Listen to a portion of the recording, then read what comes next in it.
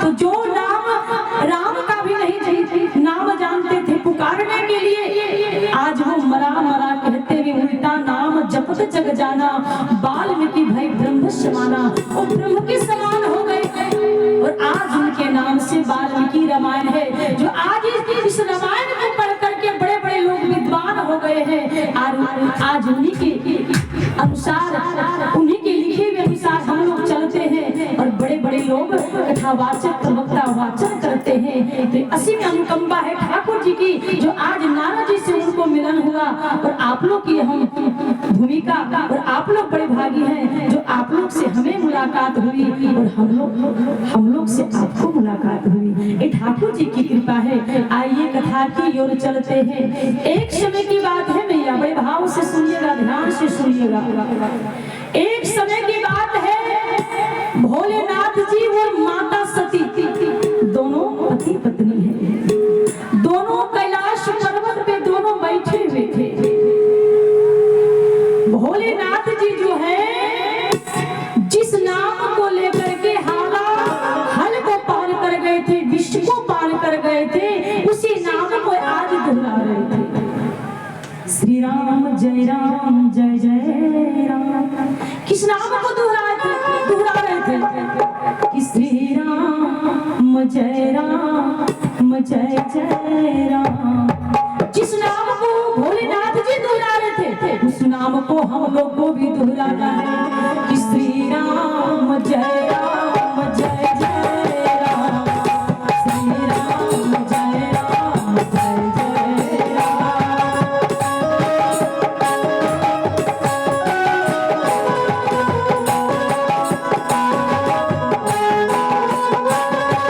श्री राम जय राम जय जय राम, श्री राम जय राम जय जय राम। श्री राम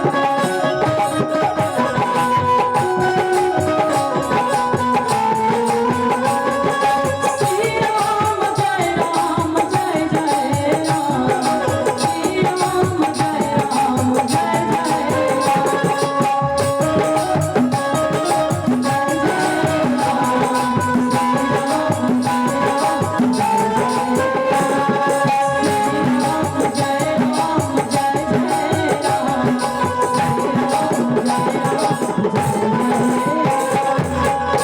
श्री राम को हमारे भोलेनाथ जी देवों के देव महादेव भोलेनाथ जी दोहरा रहे थे। अब माता सती इस नाम को सुनते सुनते उनके मन में शंका हो जाती है। क्या शंका होती है कि प्रभु आप किस नाम को दोहरा रहे हैं, किस नाम को ले रहे हैं। भोलेनाथ जी कहते हैं, हे प्रिय, मैं राम जी का नाम लेता हूँ, जिस नाम लिए बिना मैं पागल जैसा हो जाता हूँ, जिस नाम को लिए बिना मेरा जीवन अधूरा होता है, जिस नाम को लिए बिना मैं हर कार्य को किए हैं, जिस नाम को लेने के लिए मैं हनुमान का रूप धारण किया हूँ, उस नाम को मैं ले रहा हूँ। माता सती कहती है, प्रभु आप त्रिलोकीनाथ हैं, आप त्रिकालदर्शी हैं, आप आगामी को भी जानते हैं कि अब क्या होने वाला है, पल में क्या होने वाला है, अब क्या होने वाला है, और आप राम का नाम लेते हैं। वो तो नर है, राजा दशरथ के पुत्र बनकर आए हैं, और उस नाम में क्या लिखा हुआ है, उस नाम में क्या भावना ऐसी है, उस नाम में क्या रखा हुआ है। भोलेनाथ जी कहते हैं कि देखो सती, अगर तुम्हारे मन में ज्यादा शंका उत्पन्न हो रही है तो सुनो, वो हमारे आराध्य देवता है, वो हमारे आराध्य देवता है, और वो हमारे बिना नहीं रह पाते हैं, न हम उनके बिना रह पाते हैं। माता सती कहती है, प्रभु यही बात तो मुझे अच्छी नहीं लगती है, मुझे भाव नहीं लगती है, अच्छी नहीं लगती है।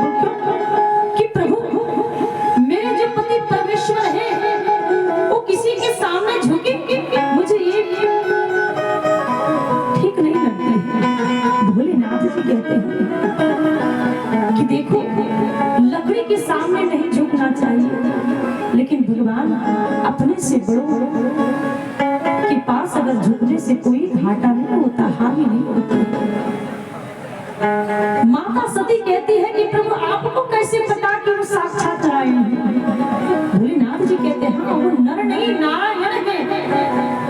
सिर्फ वो नर की लीला करने आए हैं, संसार को दिखाने आए हैं कि माता पिता के साथ कैसा वार्तालाप होना चाहिए, भाई भाई के साथ कैसा व्यवहार होना चाहिए, ये मर्यादा को दिखाने की लीला कर रहे हैं। माता सती कहती मुझे विश्वास नहीं हो रही है। भोलेनाथ जी कहते हैं कि देखो सती, समय से पहले और भाग्य से ज्यादा ना किसी को ज्ञान मिलता है, ना किसी को धन मिलता है, और समय से पहले मनुष्य के अंदर में ना विवेक भी होती है। जब समय आएगा तो तुम्हें अपने आप में विश्वास हो जाएगा कि राम है कौन, प्रभु श्री राम है कौन। माता सती कुछ नहीं बोलती, चुपचाप हो जाती। अब भोलेनाथ जी जिस नाम को दोहरा रहे थे, जिस नाम को ले रहे थे, उस नाम की कथा को सुनने के लिए कुंभ ऋषि के यहाँ जा रहे। किनके यहाँ जा रहे हैं आप लोग बोलिएगा? कुंभ ऋषि। क्योंकि उनकी जो उनका जो जन्म हुआ था एक घड़ा से। कुंभ का मतलब होता है घड़ा। एक दूसरा नाम है अगस्त ऋषि, अगस्त मुनि। आज जो भोलेनाथ जी कथा को सुनने के लिए जा रहे हैं, माता सती कहती है कि प्रभु मैं भी चलती। भोलेनाथ जी कहते हैं कि देखो सती, तुम्हारे मन में अनेक अनेक प्रकार की प्रश्न आती है, और जिनके मन में भगवान के प्रति ईर्ष्या द्वेष छल प्रपंच हो, वो कथा सुनने का भागी नहीं हो सकता है। माता सती कहती है मानिक महतो चौकीदार कुर्बाटांड। हमारे मानिक महतो चौकीदार तुरवाटाड़ के रहने वाले हैं, उनके तरफ से उर्वाटाड़ के रहने वाले हैं, उनके तरफ से भी 101 रुपया का दान आया है। प्रेम से बोली दान देने वाले दाता रोहन जादव जी के तरफ से, हमारे पिता के तुल्य दोनों हैं, उर्वाटाड़ के रहने वाले हैं, उनके तरफ से भी 101 रुपया का दान आया है। प्रेम से बोली दान देने वाले दाता। माता सती कहती है प्रभु आप ही ने मुझे सिखाया है, आप ही ने मुझे ज्ञान दिया है। बोल क्या? कि जीव बिनु देह जल बिनु वारी, कैसे प्रभु पुरुष बिनु नारी।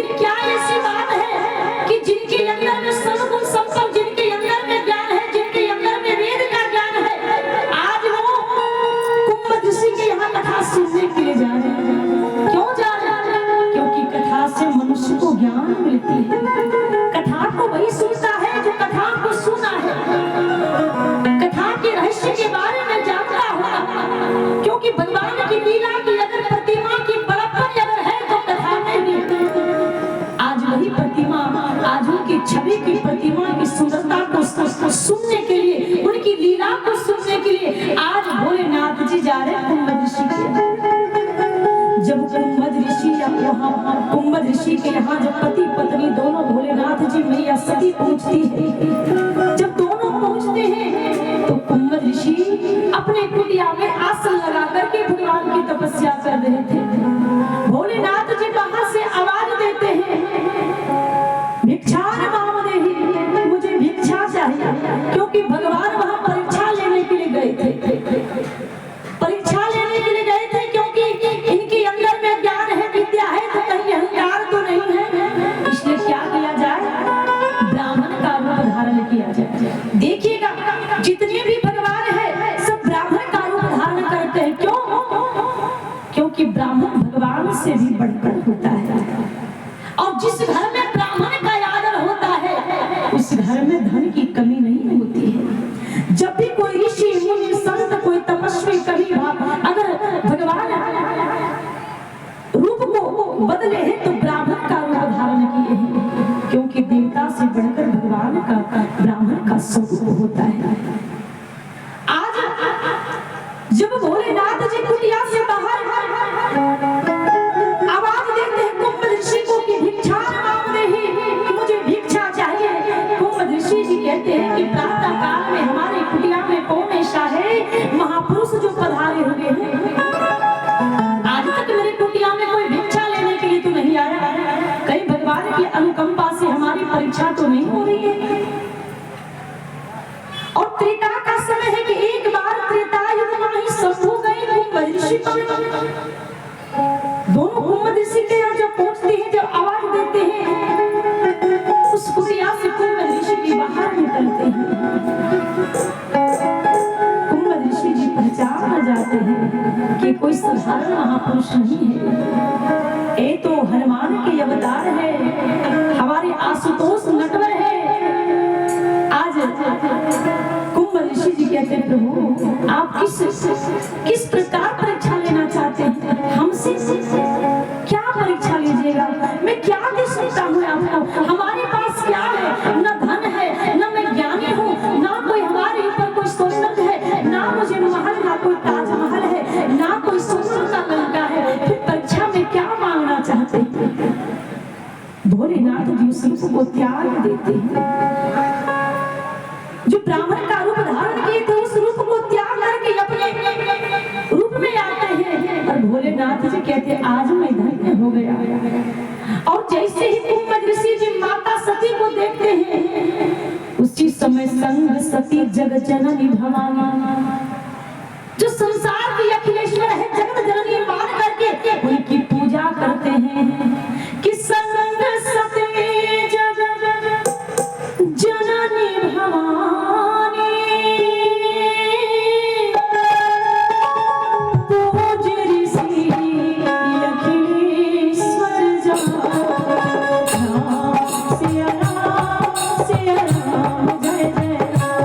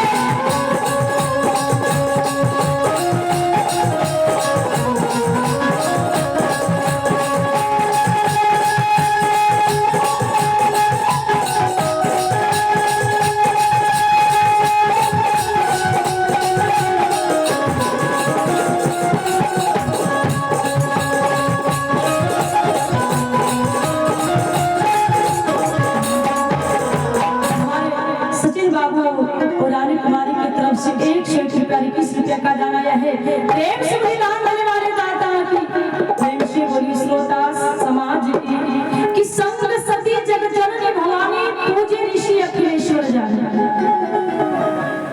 आज कुंभद ऋषि जी पूरे अखिलेश्वर मानकर जो भोलेनाथ जी की अर्धांगिनी है वो मानकर, जगत की जननी है वो मानकर और उनकी पूजा करते हैं, उनके चरण को धोते हैं और उस चरण से धोया हुआ जो रज मिलता है, रज निकलता है, उस रज को पान करते हैं। भोलेनाथ जी कहते कि अंदर आओ, कुटिया की तरह आओ। बोल क्यों प्रभु, अभी क्या जरूरी है, अभी तो एक तमन्ना है। वो क्या? बोल जब तक आप अपना दर्शन नहीं दीजिएगा तब तक मैं खुश होने वाला नहीं हूँ। जब आपकी जो सासू माँ है मैना, जब अपने आपके रूप से जब अचेत हो गई थी, तो जिस प्रकार आपने असली रूप को धारण किए थे, महाविष्णु का रूप, उस रूप को दिखाना पड़ेगा। किस रूप को? कि बाघवा पे काए के सवार हो भोले बाबा, दर्शन देना हो। बैल पर सवार होते हैं। अगर किसी के यहाँ लड़ाई होती है पुत्र को तो क्या कहा जाता? तो बैल हो गए, है ना? तुम्हारा मंद बुद्धि है बैल जैसा, लेकिन हमारे भोलेनाथ जी तो बैल पर ही सवार होते थे। कि बघवा पे काए के सवार हो भोले बाबा, दर्शन देना हो। भोले बाबा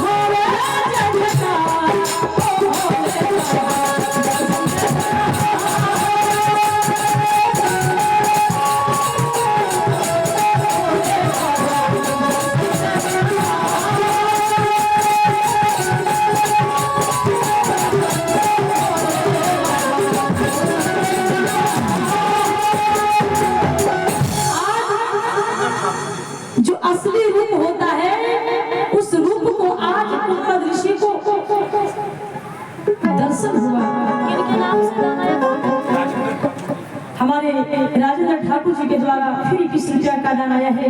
प्रेम से बोली दान देने वाले दाता की।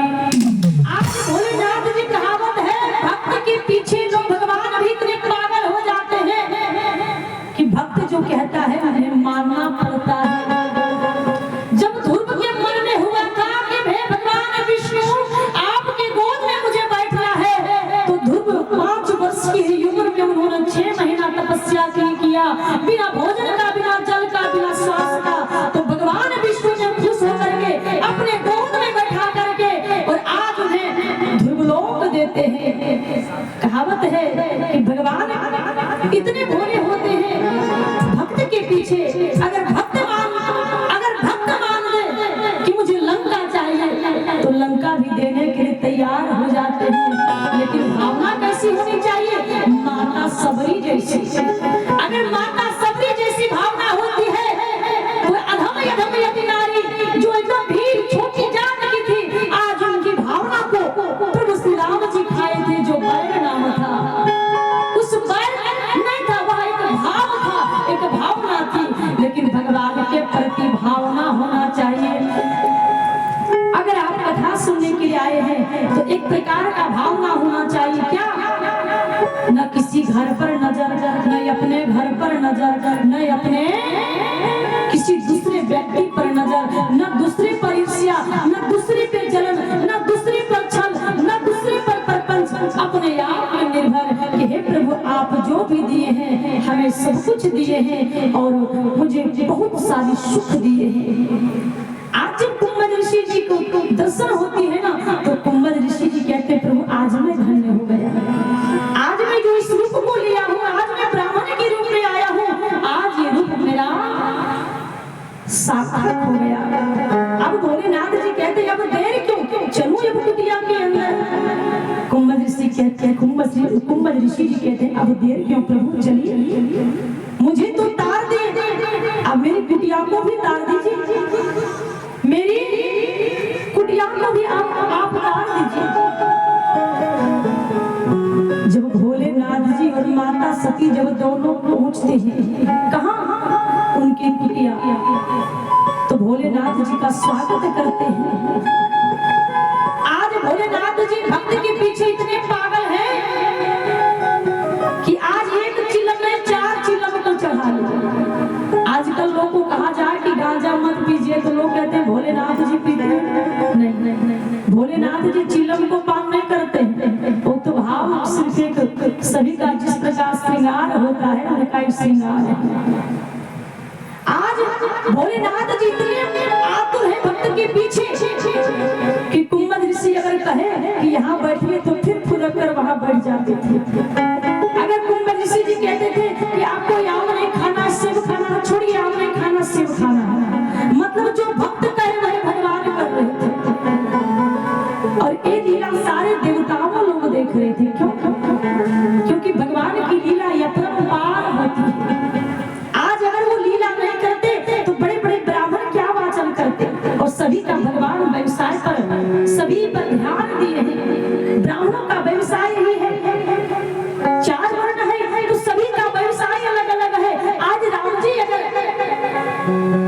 मर्यादा पुरुषोत्तम नहीं होते, लीला नहीं करते, तो ब्राह्मण लोग अपना कहां से बाल बच्चों परिवार का कहां से भरण पोषण करता। तो भगवान इतने भोले हैं कि सभी के लिए सोचे हैं, सभी के लिए अलग अलग व्यवसाय बना दिए हैं। आज वही भोलेनाथ जी कहते हैं कि हम कथा सुनने के लिए आए हैं, हम आपके कुटिया में कथा सुनने के लिए आए हैं। कुंभज ऋषि जी कहते हैं प्रभु मैं तो इतनी बड़ी विद्वान नहीं हूँ। भोलेनाथ जी कहते हैं कि आपके अंदर में जो भी ज्ञान हो आप मुझे सुनाने का प्रयास करें। आज कुंभज ऋषि जी कथा को बखान रहे, कथा को सुना रहे। भोलेनाथ जी जब राम जी की लीला, राम जी की बचपन की लीला को सुनते हैं तो इतने विभोर हो जाते हैं कि भोलेनाथ जी कुंभज ऋषि को भी सुनाने लगते हैं कि कहत सुनत रघुपति कछु दिन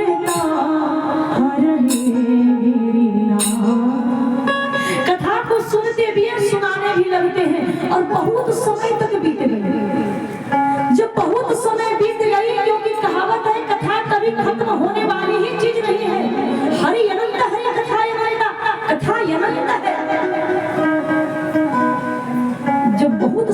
बीत गई।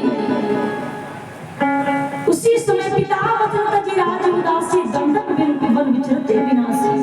उसी समय राम जी माता सीता के वियोग में रो रहे थे, माता सीता को खोज रहे थे।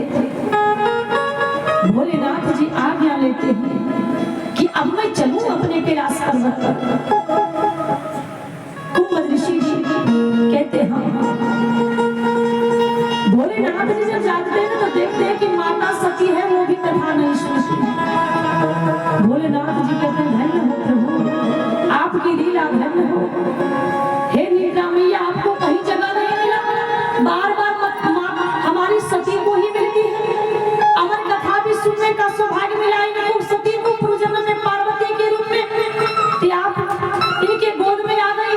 आज जब फिर राम जी की कथा सुनने का अवसर मिला, नीला मैया फिर आ गई। धन्य हो मैया। क्या नाम हुआ? सीताराम महतो। सीताराम महतो। हमारे सीताराम महतो चाचा जी के तरफ से 51 रुपया का दान आया है। प्रेम से बोली दान देने वाले दाता की। जब कुंभ ऋषि से आज्ञा लेकर के भोलेनाथ जी माता सती दोनों वहां से चलते हैं, भोलेनाथ जी उनकी कथा को जब सुने थे तो उनके मन में जिज्ञासा होने लगा, लालसा होने लगा, लालच होने लगा। लोग कहते हैं ना कि लोभ से पाप होती, पाप से मृत्यु। लेकिन लोभ अगर धन पे, दूसरे के धन पे किया जाए तो ये गलत है। लेकिन भगवान की कथा में अगर लालच हो कि 2 मिनट और 2 मिनट और 2 मिनट और, तो इसमें कोई गलती नहीं है। भगवान के रूप की अगर देखने की जिज्ञासा हो तो इसमें कोई पाप की बात नहीं होती है, तो धर्म कमाने की बात होती है, समाज को सुधारने की बात होती है। अब उनके मन में जिज्ञासा होने लगा कि मैं भगवान का दर्शन कर लेते। उसी समय प्रभु श्री राम जी जो है माता सीता के खोज में निकले थे और दंडकारण्य वन की ओर घूम रहे थे। और माता सीता के वियोग में इतने राम जी आतुर हो गए थे कि आज प्रभु श्री राम जी रो रहे हैं। आज प्रभु श्री राम जी रोते हैं और एक खम्भ से, पक्षी से, नदियां से, झरना से पूछते हैं कि मेरे सीता को किसी ने देखा? हे राम, कैसे आपकी लीला है। आजकल बड़ी पत्नी मर जाती है तो लोग प्रेम से दूसरे विवाह को रचा लेते हैं, दूसरे विवाह को कर लेते हैं। लेकिन हे राम, आप कैसे हो जब आपकी कथा से, आपकी लीला से ज्ञान मिलती है कि पति और पत्नी के बीच में कैसा प्रेम होना चाहिए। जिस प्रकार दूध और पानी के बीच में प्रेम होती है, उसी प्रकार पति और पत्नी के बीच में प्रेम होनी चाहिए। पानी 15 रुपये लीटर बेचा जाता है, लेकिन जब दूध में मिल जाती है तो वही 50 रुपये 60 रुपये लीटर बिक जाती है। उसी प्रकार पति और पत्नी के बीच में प्रेम होना चाहिए, दूध और पानी जैसा। आज राम जी अपने सीता को खोजते हुए रोते हैं, उनकी आंखों में प्रेमांसु, आंसू जो बह रही है, और नदियां से पूछते हैं, हे खगमृग हे मधुकर से तुम्हारी जो देखी सीता मृगन हे खगमृग हे मधुकर से तुम्हारी जो देखी सीता मृगन, जो मृग जैसा जिनका आंख हो और उनकी सुंदरता ही इतनी है कि मैं क्या व्याख्यान करूं, क्योंकि नारी की सुंदरता की व्याख्यान को नहीं किया जाता है। जब कालिदास ने माता रानी का रूप की व्याख्यान किया तो उन्हें कोढ़िया हो गया शरीर में। इसे नारी की रूप की वर्णन कभी नहीं करना चाहिए, चाहे पत्नी हो, चाहे माँ हो, चाहे संसार की माता हो, जगत जननी हो। आज प्रभु श्री राम जी पूछते हैं, नदी है, झरना है, पक्षी, किसी ने मेरी सीता को देखा? लेकिन कहावत है, खग जाने खग के ही भाषा। कभी पक्षी और मानव के बीच में बातचीत होती है क्या? नहीं। कभी भगवान और झरना के बीच में बातचीत होती है क्या? नहीं।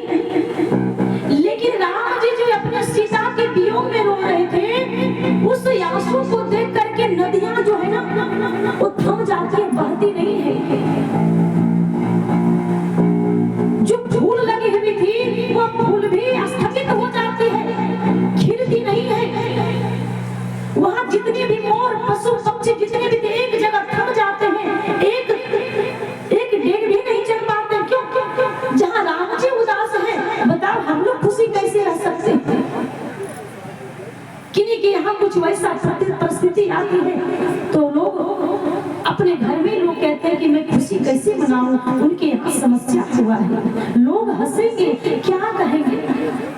आज वही तो राम जी के साथ हुआ। आज प्रभु श्री राम जी बड़े भाव से कहते हैं कि अपनी सिया को प्राण प्रिया को, अपने सिया को प्राण प्रिया को बने बने ढूंढेरा, बने बने ढूंढेरा,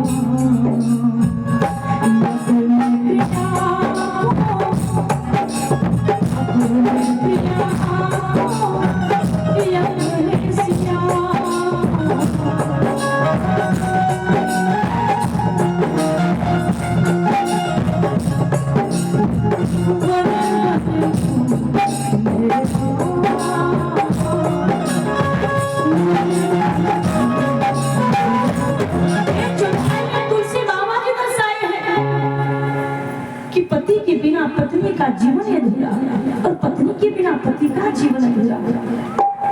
प्रभु श्री राम जी का विवाह हुआ था तो मैया जानकी को प्रथम दिन उन्होंने संकल्प लिए थे कि राजा ने बहुत ऐसे 2 विवाह 4 विवाह करते हैं, मेरे पिताश्री भी किए हैं, लेकिन जानकी मैं तुम्हें वचन देता हूँ कि मैं कभी दूसरे विवाह को नहीं करूँगा। आज प्रभु श्री राम जी रोते हैं और कहते हैं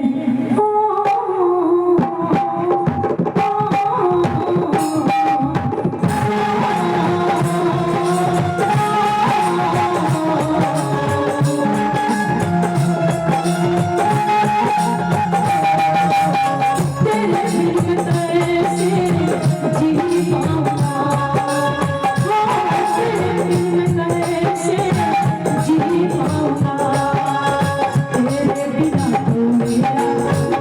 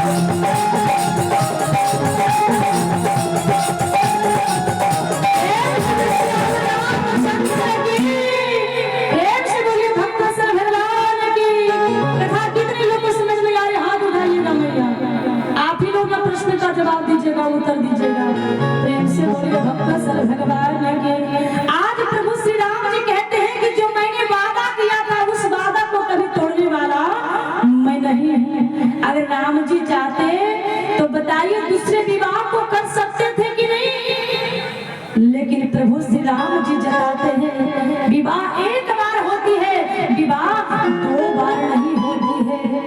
आज प्रभु श्री राम जी जब अपने पत्नी के खोज में निकले हैं, उसी समय भोलेनाथ जी उनका दर्शन कर लेते हैं। उधर से कथा को सुनकर आ रहे थे, उनके मन में जिज्ञासा हुआ कि मैं दर्शन कर लूं, और उधर से प्रभु श्री राम जी अपने जानकी को खोजते हुए आ रहे थे। भोलेनाथ जी दर्शन कर लेते हैं, भोलेनाथ जी मन ही मन प्रणाम करने लगते हैं। हमारे राहुल जी के माँ के तरफ से भी 100 रुपया का दाया था,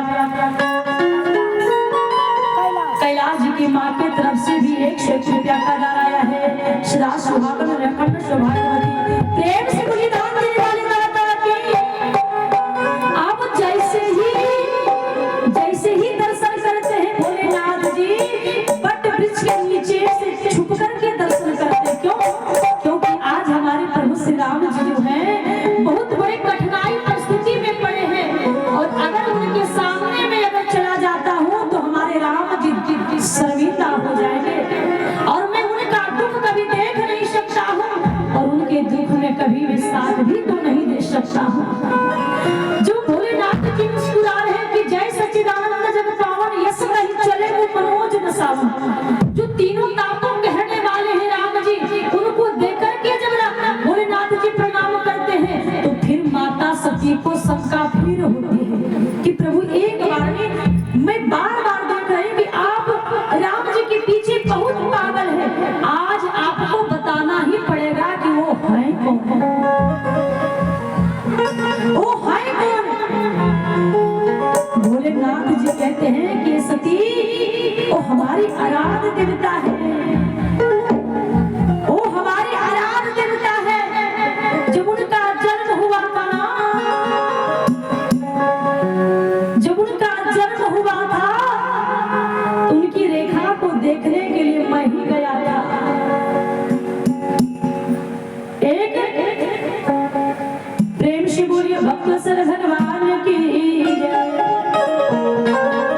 माता सती को भोलेनाथ जी कहते हैं कि वो साक्षात नारायण है, भगवान विष्णु के अवतार हैं। भोले माता सती कहती है कि अगर भगवान विष्णु के अवतार होते तो वन वन नहीं घूमते। भोलेनाथ जी कहते हैं फुलेश्वर मंडल सिरमाडी, क्या? फुलेश्वर मंडल सिरमाडी, हमारे फुलेश्वर मंडल जी के द्वारा 105 रुपया का दाया है। प्रेम से बलिदान देने वाले दाता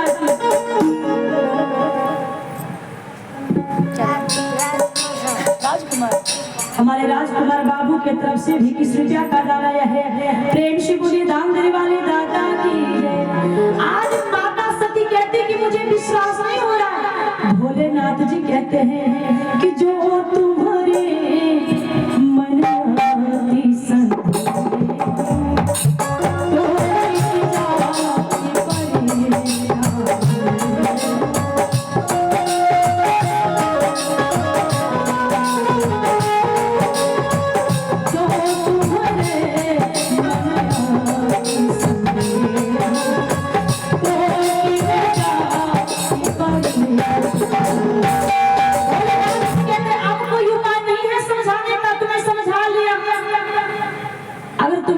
विश्वास नहीं तो तुम खुद जाकर के परीक्षा ले लो।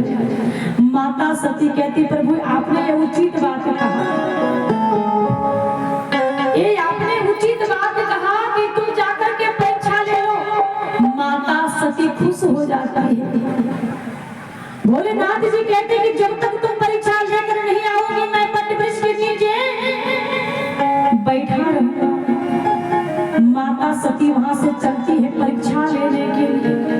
तो माता सती सती के रूप में नहीं गई थी, माता सीता के रूप में गई थी।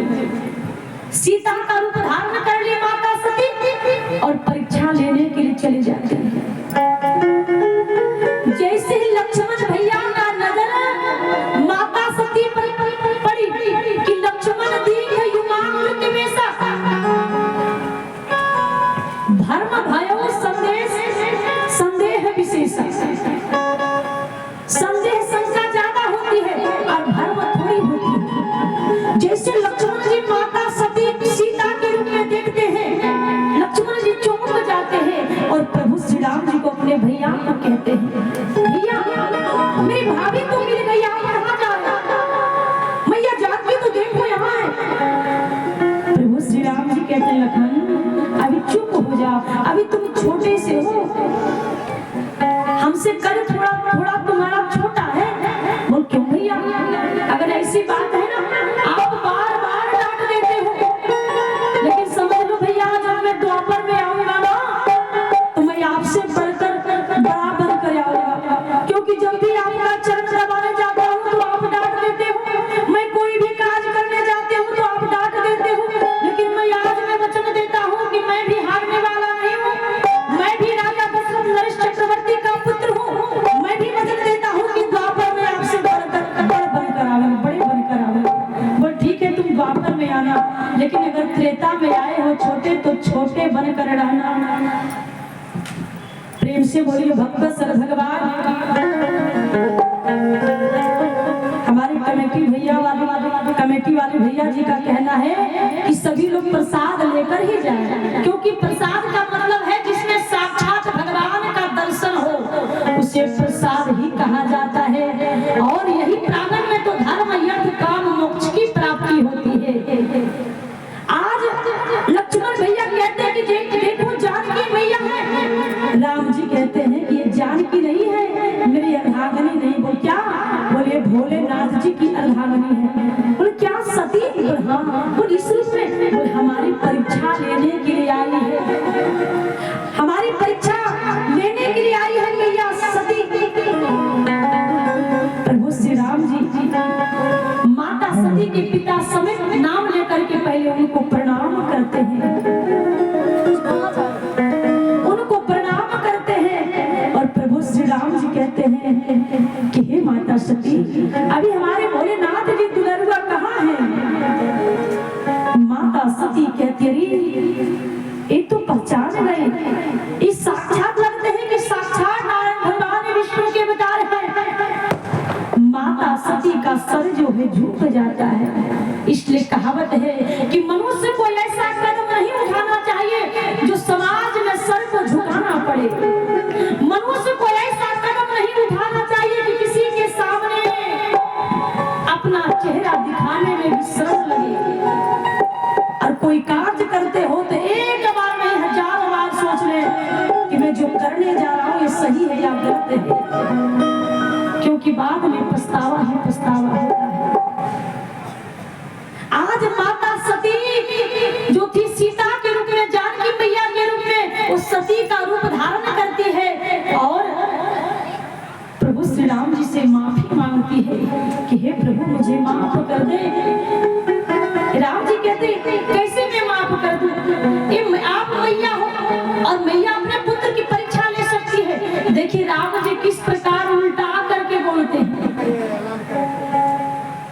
एक पंथ दो का सांप भी मर जाए लाठी भी ना टूटे, मतलब माता सती का जो समस्या है उसका भी समाधान हो जाता है, और मेरी माता सती का जो पतिव्रता धर्म है उसका भी बचा रह जाता है।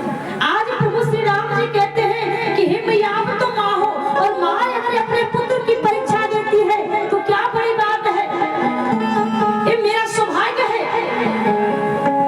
जो बीच में मुझे माँ का दर्शन हो गया, और माँ जहाँ दर्शन हो जाए वहाँ तो हर कार्य सिद्ध होता है, हर कार्य सिद्ध होता है, क्योंकि माता प्रथम गुरु होती है। नास्ति गंगा समुद्र नास्ति मातृ नास्ति विश्व नास्ति गंगा समुद्र नास्ति मातृ शमो नास्ति विष्णु शमो देवो। रोहित प्रसाद वर्मा जी, हमारे रोहित प्रसाद वर्मा जी के द्वारा 160 रुपया का डाला है। प्रेम से बोली दान देने वाले दाता वो समिति अध्यक्ष हैं, वो हमारे समिति के अध्यक्ष है, उनकी तरफ से 160 रुपया का डाला है। प्रेम से बोलिए दान।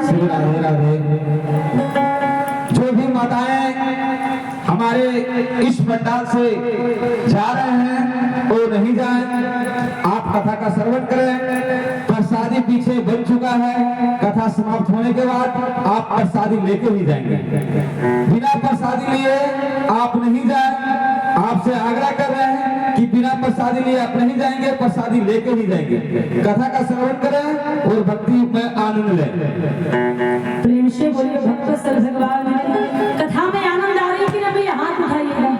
और जितने मैया के सर से पल्लू जो नीचे उतरी हुई है उसे माथा को सर को ढक ले। प्रेम से बोलिए भक्तवत्सल भगवान की। आज माता सती शर्मिंदा हो जाती है और माता सती कहाँ चलती है, माता सती पश्चाताप करने लगती है कि मैं क्यों परीक्षा लेने के लिए आ गई, मैं कितनी बड़ी मूर्ख थी कि हारी मैंने क्या किया, पति का कहना टालकर जानकर भी हमने राम जी की परीक्षा लेने आ गई। मैंने क्या किया, पति का बात को मैंने टाल दिया। आज उनकी बातों पर मैंने विश्वास की रहती तो ये मेरी दशा नहीं होती। क्या नाम हुआ मैया? वह गुरुआ क्या नाम क्या हुआ? नथिया नथिया नाम क्या हुआ? वो नथिया क्या नथिया नथिया? हमारे नथिया जी के द्वारा 101 रुपया का दान आया है। प्रेम से बोले दान देने वाले दाता की जय। आज मैया सती है अपने पति के पास जाती है, भोलेनाथ जी के पास। जब वहां पहुंचती है तो माथा को सर को झुकाते हुए, मस्तक को झुकाते हुए भोलेनाथ जी कहते हैं कि क्या हुआ, मेरे प्यारे राम ने कुछ बोले क्या? माता सती कहती नहीं प्रभु, आपके राम जी इतने ही भोले हैं, इतने ही भोले हैं कि सभी के भले करते हैं। और क्या हुआ, बोले क्या? बोल नहीं प्रभु। और तुमने क्या परीक्षा लिया? बोल प्रभु आप ही जैसा मैंने प्रणाम किया। बोले हे सती, अगर तुम मेरे जैसा प्रणाम की रहती तो तुम यहीं से भी प्रणाम की रहती, तुम यहाँ से भी प्रणाम कर सकती थी ना मेरे जैसा, लेकिन तुम्हें वहां जाने की क्या जरूरत? बोल प्रभु क्या करूं, जानकर भी कभी गलती हो जाती है ना इसीलिए। भोलेनाथ जी कहते नहीं तुम कुछ मुझसे छुपा रही हो। माता सती कहती नहीं प्रभु मैं आपसे कुछ नहीं, और कछु न परीक्षा लिए गुसाई, मैंने कुछ भी परीक्षा नहीं लिया। भोलेनाथ जी कहते हैं कि त्रिया का चरित्र है देखा जा। अब जैसे तीसरे नेत्र को खोलते हैं देखते हैं कि माता सती है वो सीता का वेश धारण की थी। क्या नाम हुआ? पवन के मम्मी पवन जी की माँ की तरफ से 21 रुपया का दान है। जैसे भोलेनाथ जी देखते हैं कि माता सती हमारी जो सती है अर्धांगिनी प्राण प्रिया भार्या लक्ष्मी प्रिया वो सीता का वेश धारण की है, उसी समय भोलेनाथ जी त्याग देते हैं कि जाओ आज से तुम्हें कभी पत्नी स्वीकार नहीं करूंगा। आज भोलेनाथ जी त्याग देते हैं किनको? माता सती की छवि को। माता सती को नहीं त्यागे हैं, माता सती की छवि को त्याग दिए, क्योंकि जो भगवान प्रण लेते हो तो कभी प्रण को वापस नहीं करते हैं। अगर वो सती को त्याग दे तो वही सती पार्वती के रूप में आई थी, फिर पार्वती से विवाह कैसे करते? इसलिए सोच समझ करके उन्होंने सती का त्याग किया और सती की छवि को त्याग किए। सच में कहा गया है कि पुरुष निकले तो विचार किया जाता नहीं, पुरुष निकले तो विचार किया जाता नहीं, और स्त्री नारी अगर थोड़ी सी पद से गिर जाए तो जीने का अधिकार है, क्योंकि स्त्री को हमेशा स्वतंत्र होना चाहिए, स्वतंत्र नहीं। स्त्री एक गहना होती है, स्त्री एक श्रृंगार होती है। पुरुष कितनों भी विचार निकल जाए कोई बात नहीं, कोई ताकत नहीं, कोई उड़ाना नहीं, कोई गांव में शिकायत नहीं, लेकिन नारी थोड़ी सी पद से गिर जाए तो जीने का अधिकार नहीं। फिर समाज से उसे घृणा होने लगता है, उस नारी पे गांव से घृणा होने लगता है, घर से घृणा होने लगता है। क्यों? क्योंकि वह एक गहना होती है, और गहना को सदैव लोग कहाँ रखते हैं? गोदरेज में ही रखते हैं। आप देखिएगा दुकान में कितनों लाखों की संपत्ति है, लेकिन नमक लोग बाहर में ही रखते हैं। क्या रखते हैं कि नहीं? लेकिन जो रुपया लक्ष्मी होती है, दुकान में कितनों अरबों की संपत्ति है, संपत्ति को छोड़ देते हैं, जो बिकता है दिन भर में वो लेकर ही घरे आते हैं। क्या नाम हुआ? दीपक की माँ की तरफ से 121 रुपया का दान आया है। सदा स्वागत है, प्रेम से दान देने वाले दाता की। आज माता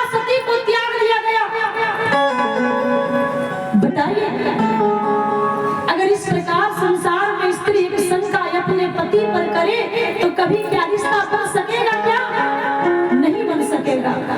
इस कथा से मुझे शिक्षा मिलती है कि पति जिस पथ को बताते हैं वही पथ पे चलना चाहिए, क्योंकि संसार में सुख देने वाले पति ही है विवाह के बाद। एक माता जी की तरफ से भी 20 रुपया का दान आया है। प्रेम से मुझे दान देने वाले दाता की जय। क्या नाम हुआ? हमारे घर खुर्गिया वाला